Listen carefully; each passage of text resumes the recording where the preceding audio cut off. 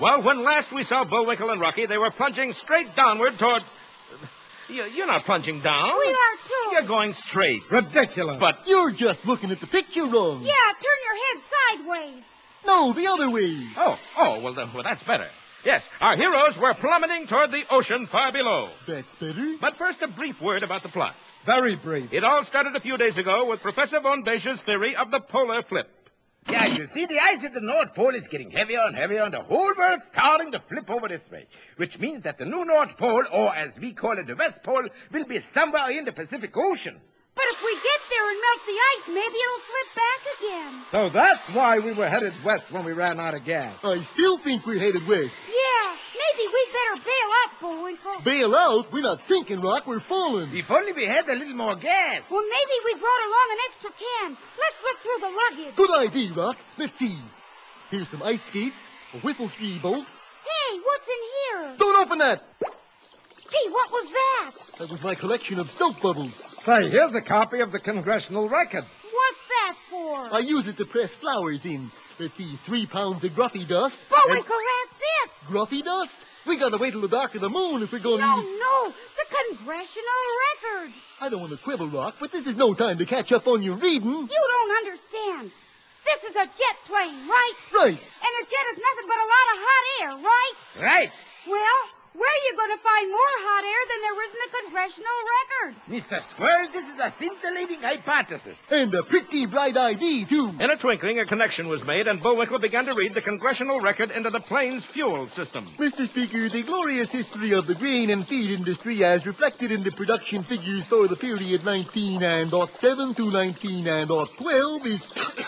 Bullwinkle, it's working. Keep it up. For our American system and our children's children against the encroachment of the forces of international outlawry and the abandonment of our precious heritage of... Hooray! We're saved! She's never flown better. Yes, apparently there was enough hot air in that single volume of the Congressional Record to propel a 4-engine jet clear around the world. Wait till the boys at Cape Carnivorous hear about this. Okay, Captain Peach Fuzz, which way do we go? Forward, Rocky, always forward. No, on the map. Oh, that. Well, let me get it in a better light. We are heading past EA1. EA-Wa? That's an odd name. It's Welsh, Rocky. In Wales, that means the place where the geese run barefoot. Could I see that map, Captain? Certainly, Professor. There it is. EA1. Captain, you're holding the map against the light and you're reading it backwards. Oh? That's really Hawaii. In Wales? Ridiculous.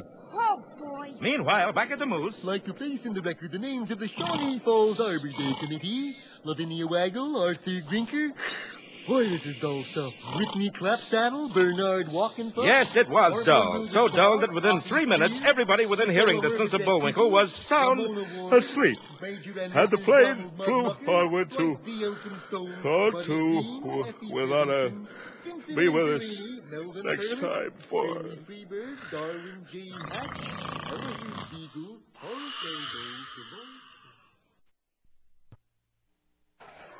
Harvey Flitch, Casper Puddingstone, Marvin Geld, Elizabeth Ogle, Sinbad Brittle, What?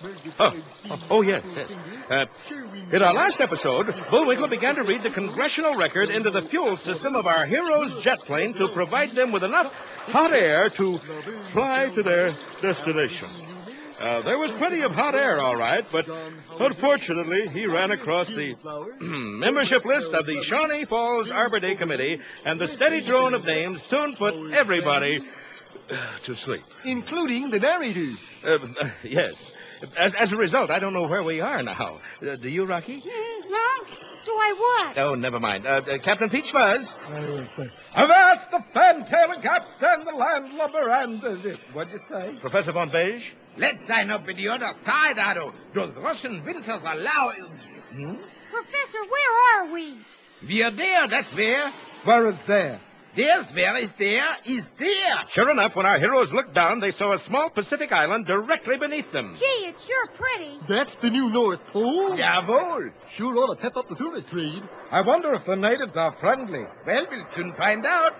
That was true, for at that moment, down on the island, a band of natives was preparing a big welcome for the boys under the direction of the native chief, whose name was... what is your name, Chief? Aloha, Kimosabi. Allow me to introduce myself. Colonel Oglethorpe Peachtree. This is my partner, Magnolia Blossom. Those are odd names to find in the Pacific. You forget, Sonny boy, this is the South Pacific. Oh, but you're really Boris and... You're giving away the plot. Don't be a snitch, darling. Oh, this is terrible. You're in charge of the island? You saw it, kid, and what a welcome we give. Welcome? We've been practicing for weeks. First the fire dance, moose and squirrel get hot food from whole tribe. Then big two-course dinner cooked in individual casseroles. The dinner? Right. Squirrel stew and fricassee of moose. But that's practically a meal for cannibals. What do you think these boys are, vegetarians? Colonel, darling, it's time to send invitations. Right, Miss Magnolia. And Boris quickly scrawled invitations on a number of huge bombs, and his gang of bloodthirsty cannibals began to load them into a primitive weapon. Ready? Aim. Fire. The bomb hurtled on its way, but it didn't go unobserved. Unidentified flying object off the port bow, or is it the starboard? Unidentified my foot. That's a flying bomb. You mean somebody shooting at us? But that's impossible. In the guidebook, it says the natives are known to be friendly. It does. It says they're known to be harmless. It does. There's another thing we know about them, too. What's that? They don't read guidebooks. Listen, we come in peace. Oh, careful, Captain, or you'll come in pieces. Gee, those things are getting awful close. Take it easy, Bullwinkle. There's only one you gotta worry about. Which one is that? The one that has your name on it. And at that instant, a bomb hurtled through the window and landed in Bullwinkle's arms. Say, Rock, guess what this one says on it? Rocky and Bullwinkle? How'd you guess? And our heroes floated rapidly down toward the spear-brandishing mob beneath them. Be sure to see our next ticklish episode, 6 o'clock low, or Bullwinkle Gets the Point.